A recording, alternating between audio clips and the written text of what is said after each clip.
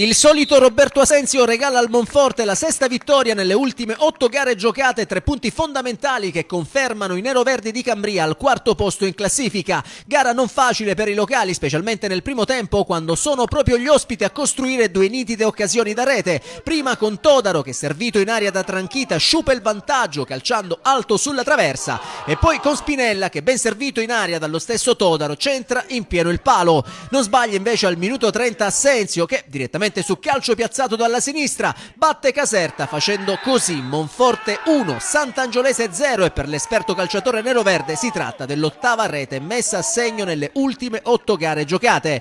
Nella ripresa la Sant'Angiolese prova comunque a recuperare lo svantaggio, ma al 52esimo rimane in 10 uomini per l'espulsione di Totolucca, che si becca il secondo cartellino giallo dal signor Curò.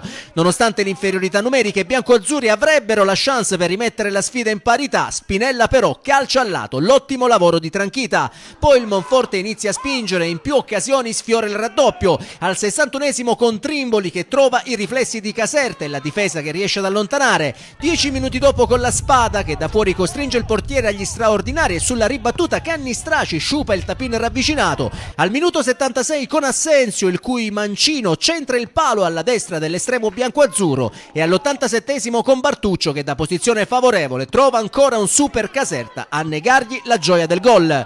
Con questo successo il quarto casalingo, settimo complessivo del campionato, il Monforte sale in classifica a quota 24 punti e si porta a -1 dal Mistretta terzo, mentre la Sant'Angiolese, che viene stoppata dopo 3 risultati utili, rimane ferma a 19 punti.